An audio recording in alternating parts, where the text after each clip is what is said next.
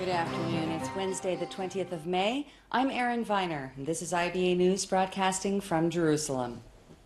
2 border police officers were lightly injured this morning after being hit by a Palestinian driver who ran his car into a crowd near the East Jerusalem neighborhood of Atur. A 3rd officer who witnessed the incident drew his weapon and opened fire, fatally shooting the assailant.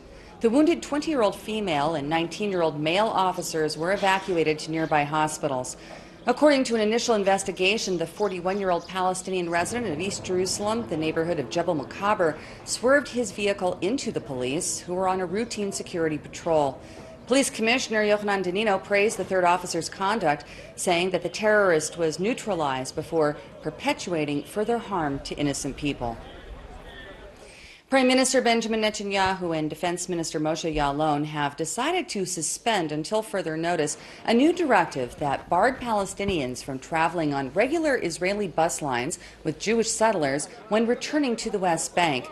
The decision to freeze the new plan came only hours after it went into effect and drew a hailstorm of criticism from human rights groups. The plan, initiated by Ya'alon, stipulated that Palestinian laborers working in Israel be restricted from going back to the West Bank through just 4 checkpoints in order to maintain more control over their entry and departure into the country and to reduce security risks. It was immediately denounced by activists and lawmakers across the political spectrum as undemocratic and tantamount to apartheid, in addition to being severely harmful to the nation's public image. And just ahead of the government's decision to cancel that controversial plan, Palestinian human rights activist Bassem Eid agreed that it would have damaged Israel's reputation in the international arena while speaking to IBA's Eli Wogelenter.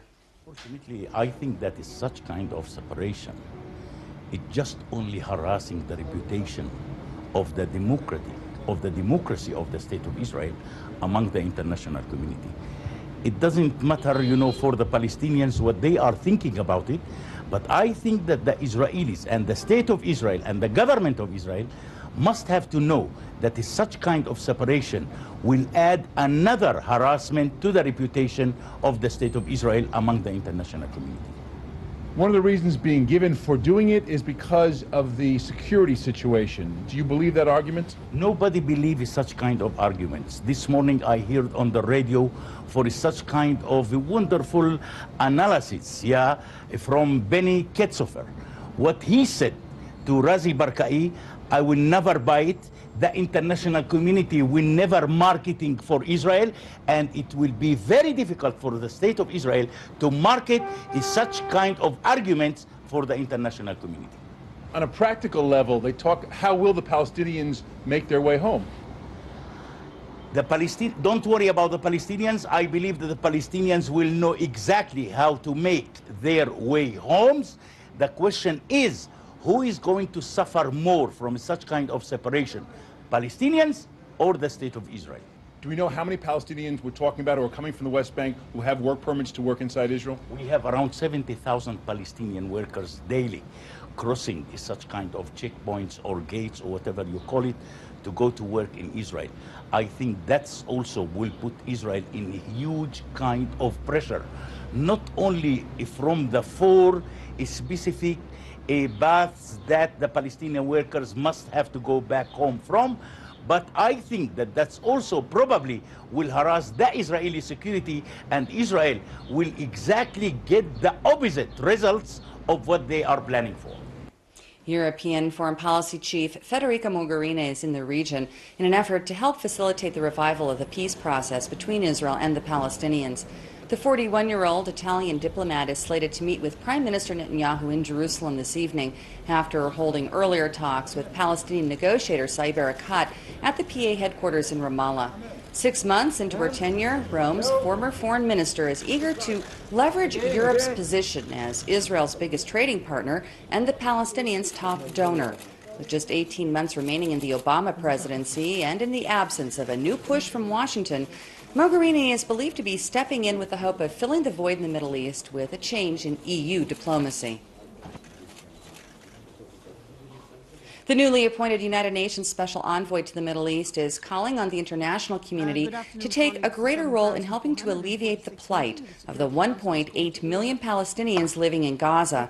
During his first briefing to the UN Security Council, Bulgarian diplomat Nikolai Mladenov said that there should be greater unity between the Hamas rulers of Gaza and the Fatah-run West Bank, and urged Israel to halt all unilateral actions. He warned that the current climate in the Mediterranean enclave is so volatile that if immediate action isn't taken, it will implode.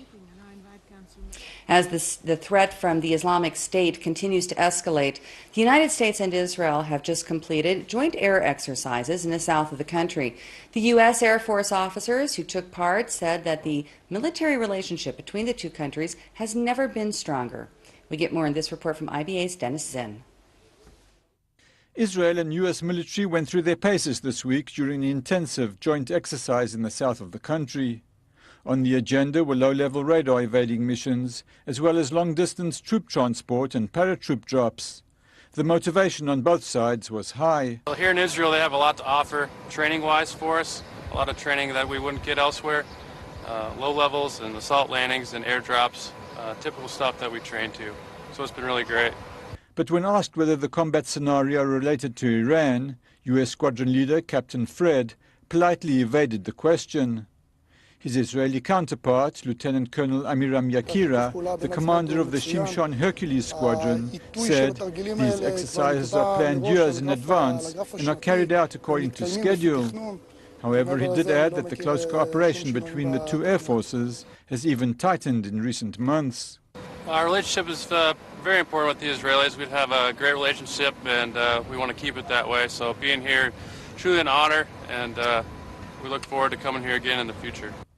This, as reports emanating from Washington, refer to talks concerning a huge aid package for Jerusalem as part of the U.S. commitment to maintain Israel's military edge. The talks are clearly with the recognition of Israel's position following the Iranian nuclear deal and with ISIS getting even closer. And with that in mind, as further evidence of U.S. concern in the region, American forces are currently leading a huge multinational military exercise in Jordan, together with troops from Italy, France, Canada, Belgium, Poland, Australia, Pakistan, Kuwait and Bahrain. Well, I think the true story here at Eager Line is just 18 nations willing to come together and to partner and contribute what they do best at. And so when you look at the profiles that we're doing, it's absolutely spectacular. So, it shows that there is a common interest among all 18 nations for regional stability, and that's why we're here. The common interest at the moment is clearly combating and containing the expansion of the Islamic State. Dennis Zinn, IBA News. In other regional news, Iraqi forces are claiming to have repelled an overnight attack by the Islamic State in the town of Husayba al-Sharqiyya near Ramadi, which was seized by the insurgents at the start of the week, the most significant setback for the government in a year. The humanitarian crisis is deepening in the fractured country, where at least 2.7 million people have been displaced since January 2014. The United Nations estimates that now close to 25,000 residents have fled Ramadi since its fall to ISIS on Sunday, including many of who escaped for a second time from the radical jihadis. Meanwhile, there is rising concern in Washington and elsewhere that the fighting will become a polarizing clash between Shiite and Sunni Muslims as Iraqi Prime Minister Haider al-Abadi becomes increasingly dependent on the Iranian-backed Shiite militias to make up for failure by his own army to deter Daesh forces. Iraqi and U.S.-led coalition forces will not succeed in reversing the recent advances by the Islamic State without boots and tanks on the ground. That's the view of Dr. Mordechai Kedar of the Basis Center at Bar-Ilan University, who also told IBA's Ariel O'Sullivan that the fall of Ramadi puts the terrorists in Jordan's backyard. Is this irreversible? No, everything in the Middle East is reversible. Don't forget that the day earlier, they lost the city of Tadmor in Syria. So it's a matter of one day they occupy here, one day they lose there. But this state, the Islamic State, will be there unless the world starts sending its armies, tanks, armored vehicles, with many boots on the ground. Otherwise, they will be there forever. So you're saying the America has more to do than just use airstrikes? Definitely. Even if you kill one commander or one minister or whatever, it doesn't make much of a difference. Unless armies come to the place in order to put them wherever they have to be put, they will stay there forever. There seems to be a perception that Baghdad, the government in Baghdad, which is Shiite-backed, is unable to protect the Sunni Iraqis. It's not only unable to protect the Sunnis. There is a big question if they can protect themselves as well. Because what we see today is that Iraq as a state is only a virtual state. People are much more loyal to their tribe, to their ethnic group, whether Kurdish or Arab, or to the sectarian group, or to all these traditional groups, and not to the state, the modern state. The idea of a modern state has failed in many Arab countries, not only in Iraq, in Syria, Libya, Yemen, Sudan as well. So this is why people are not willing to sacrifice themselves on the altar of the modern state, which is viewed as something which is modern, which was made in order to serve the colonialism rather than themselves. ISIS, the Islamic State, moving to the west. Now we're looking at Jordan. Jordan just conducted a maneuvers this week with 10,000 foreign troops from 18 different countries. What's the threat of ISIS against Jordan? Look, taking Ramadi, as they did, actually gives them the whole Anbar area. The Anbar area is already touching the border with Jordan. Means that Jordan might wake up one morning and they are behind the lines. This is a very, I think, an imminent threat on Jordan. And the problem in Jordan is that there are some people in Jordan who identify with this Islamic State. We see them in the south, we see them in the refugee camps of the Syrians. So definitely Jordan has what to be worried about. FIFA President Sepp Blatter has been shuffling between Jerusalem and Ramallah today in his attempts to block a Palestinian motion to have Israel barred from the International Football Association. We get more from reporter Alexander Jen. It's a 10-day countdown to the vote that could suspend Israel from the International Federation of Soccer. FIFA President Sepp Blatter met with Prime Minister Netanyahu here in Jerusalem in an attempt to smooth tensions between the Israeli and Palestinian soccer federations. Both men are working to keep allegations against Israel from escalating to the point that would prevent national and club teams from competing, in a vote that could involve FIFA in a greater political rivalry between the two sparring parties. The Israel Football Association says that it cannot be held accountable for restrictions imposed by the state. But Netanyahu says he's willing to lift some security measures and instead work towards building trust between the two sides through soccer. Sport is it's a vehicle of goodwill among nations. The thing that could destroy the Football Association is politicizing it. You politicize it once with Israel, then you politicize it for everyone, and it will cause the deterioration of a great institution. Blatter will also meet with Palestinian President Mahmoud Abbas today in hopes of mediating an agreement. Palestinians in Ramallah waved signs in protest of the Israeli Football Association. They claim the league violates FIFA rules by discriminating, basing clubs in occupied territory, and preventing open travel for players in the West Bank and Gaza. A peace match between Israeli and Palestinian teams may be in the works, according to Blatter. He has proposed that they come together in a friendly game that FIFA has offered to organize. Netanyahu has already promised to attend, though it will depend on talks with Abbas today whether or not the match will materialize. Football is nowadays such a strong organization that we should go into a peace situation and not into a fighting situation. And football shall connect people and not divide people. This isn't the first time Israel has faced these complaints.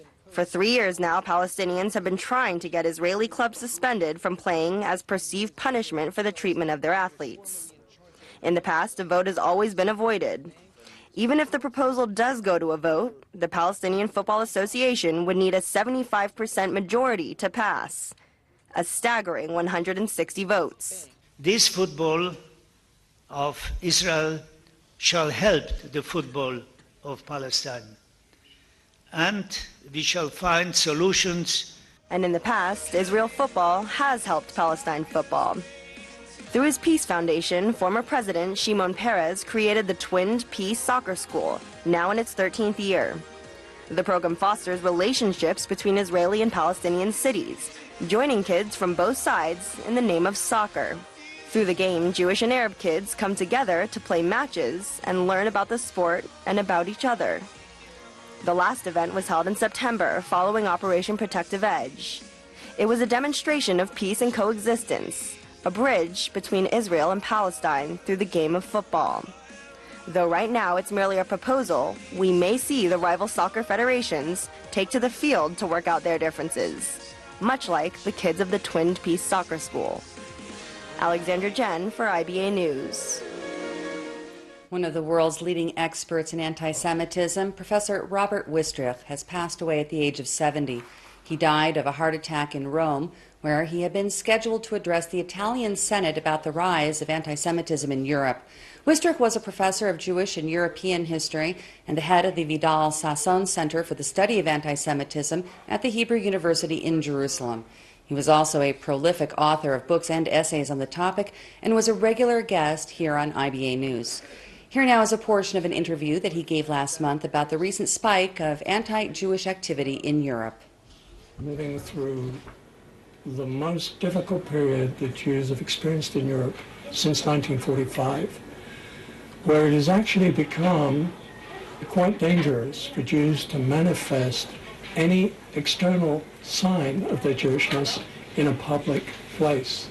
So that applies obviously to the wearing of kippot, symbols like the Star of David, or any other manifestation in their dress or in their appearance that would indicate that they were Jewish. They will be subject in most European countries, most likely, to insults, to abuse, sometimes to more physical violence.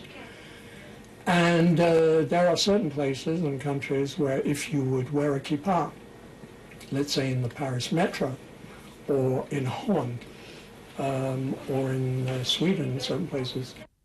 Wikipedia co-founder Jimmy Wales is in Israel to receive the $1 million Dan David Prize from the Tel Aviv University in recognition of what the committee hailed as his leading of the information revolution. The online encyclopedic search engine is now published in an astounding 288 languages, including Hebrew, Yiddish, and Ladino, truly making Wikipedia into a platform to share knowledge on a global scale. Here is more of Wales' interview with Israel Television's Yaakov Elon. Now that Wikipedia is so huge and influential, how do you make sure it's accurate? For example, when it comes to political or other controversial issues? Well, it's very important that we maintain a really strong community of people who are very passionate about quality and neutrality, so that they can police the site and make sure that everything that's coming in meets our standards.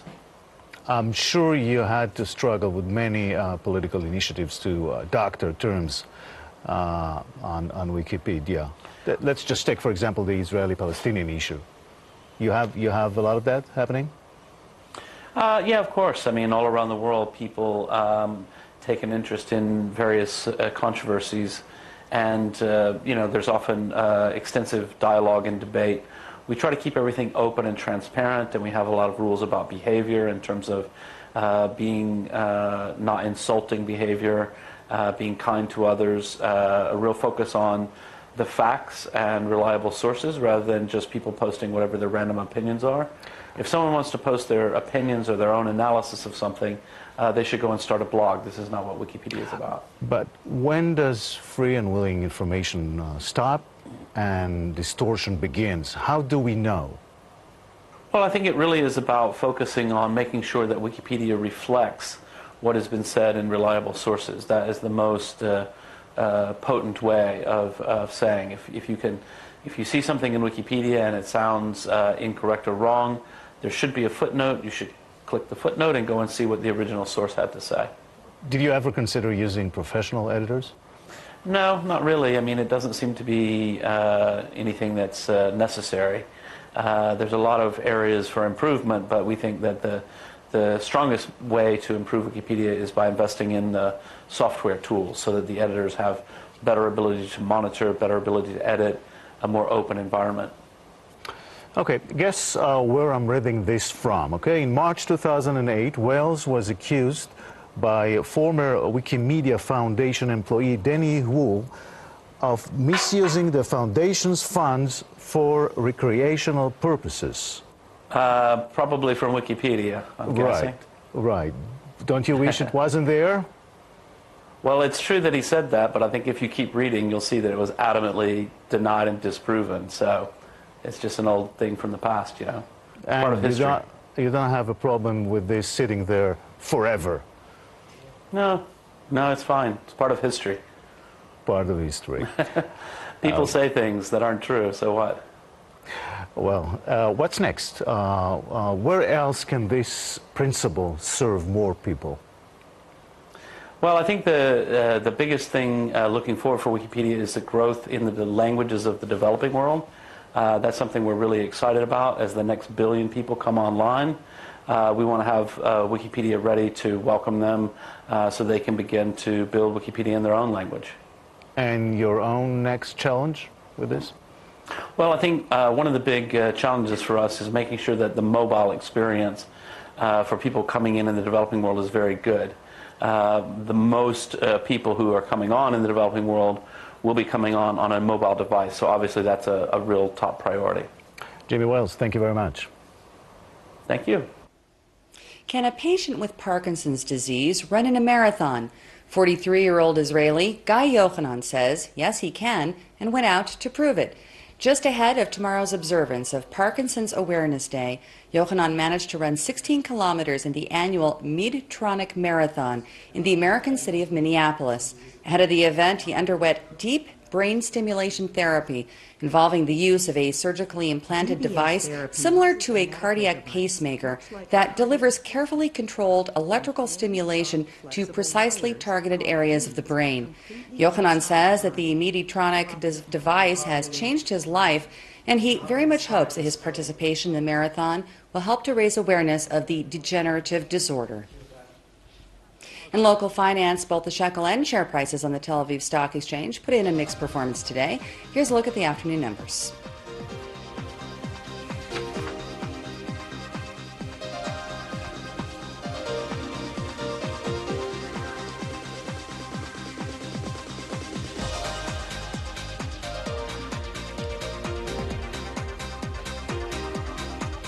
We've got great news from the IBA weather team, which is happy to report that the heat wave is finally over, and another drop in temperatures is expected tomorrow, returning us to more seasonal conditions. Here's the forecast at home and abroad over the next 24 hours.